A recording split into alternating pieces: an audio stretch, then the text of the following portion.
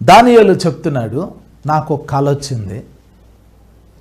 ఆ కలలో నేను సముద్రం చూశాను. సముద్రం మీద గాలులు విసురుతున్నాయి, అల్లకల్లోలంగా ఉంది. సముద్రంలో నుండి ఒక మృగము బయటకు వచ్చింది. అది సింహంలాగా ఉంది. దానికి 2 రెక్కలు ఉన్నాయి. వెంటనే దాని రెక్కలు పీకేశారు. అది 2 కాళ్ళు మోపి మనిషిలాగా నిలబడింది. దాని లోపల ఉన్న క్రూరమైన మనస్సు తీసివేయబడి మానవ మనస్సు దానికి ఇవ్వబడింది. ఇదేంటి, దీని అర్థం ఏంటి అనే దానియేలు ఆలోచిస్తే దానియేలుకి తెలియజేయబడిందంటే అది నెబుకద్నెజర్, అది బబులోను సామ్రాజ్యం. నెబుకద్నెజర్ అనే వ్యక్తి క్రూరమైన వ్యక్తి, కానీ తర్వాత అతడు మానవ మనస్సు కలిగిన వ్యక్తిగా మార్చబడ్డాడు. అతడు ఒక నియంత, కానీ దేవుణ్ణి తెలుసుకున్నాడు, ప్రభువుని తెలుసుకున్నాడు. మనం పరలోకం వెళ్తే పరలోకంలో అబ్రహామును చూస్తాం, ఇస్సాకును చూస్తాం, యాకోబును చూస్తాం, ఏలియాను చూస్తాం, దావీదుని చూస్తాం, హానోకును చూస్తాం, పాత నిబంధనలో ఉన్న భక్తులందరినీ చూస్తాం. వీళ్ళందరితో పాటు నెబుకద్నెజర్ను కూడా చూస్తాం. ఇప్పుడున్న ఇరాక్ దేశాన్ని ఒకప్పుడు పరిపాలించిన బబులోను రాజు నెబుకద్నెజరు, ఆయన మారు మనసు పొందాడు, ఆయన రక్షణ పొందాడు, ఆయన దేవుణ్ణి తెలుసుకున్నాడు. దానియేలు గ్రంథంలో 4వ అధ్యాయము నెబుకద్నెజరే రాశాడు. నెబుకద్నెజరు తప్పకుండా పరలోకంలో ఉంటాడు. దానియేలు నెబుకద్నెజర్కి సువార్త అందించాడు. దానియేలు ద్వారా నెబుకద్నెజరు దేవుణ్ణి తెలుసుకున్నాడు, దేవుణ్ణి నమ్ముకున్నాడు. దానియేలు అనే వ్యక్తి మామూలు వ్యక్తి కాదు. దానియేలు రాజుల్ని దేవుని వైపు తిప్పాడు.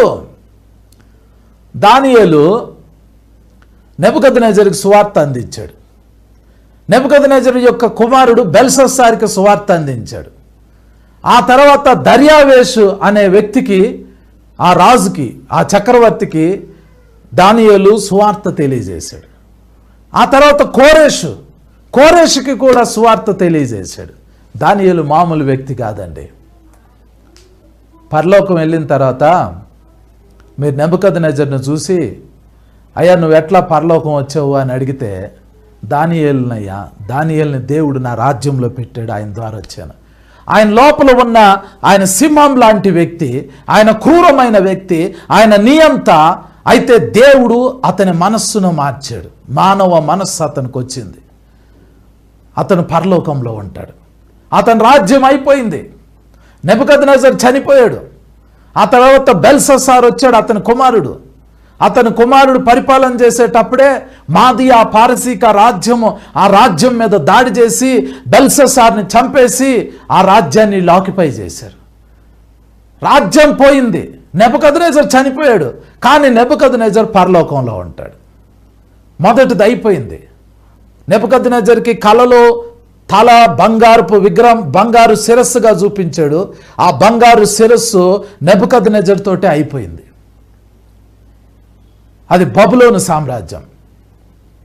దానియేలు ఆ మహాసముద్రం వైపు చూస్తూ ఉండినప్పుడు, 4 వైపుల నుంచి సముద్రం మీద గాలులు వీచినప్పుడు, అందులో నుంచి వచ్చిన మొదటి మృగము నెబుకద్నెజర్. నేను ఇందాక చెప్పాను, ఒక మృగము అని అంటే దానిని 3 విధాలుగా అర్థం చేసుకోవాలి. మొదటిది అది ఒక ఆత్మ, రెండవది అది ఒక మనిషిని సూచిస్తుంది, మూడవది అది ఒక రాజ్యాన్ని సూచిస్తుంది.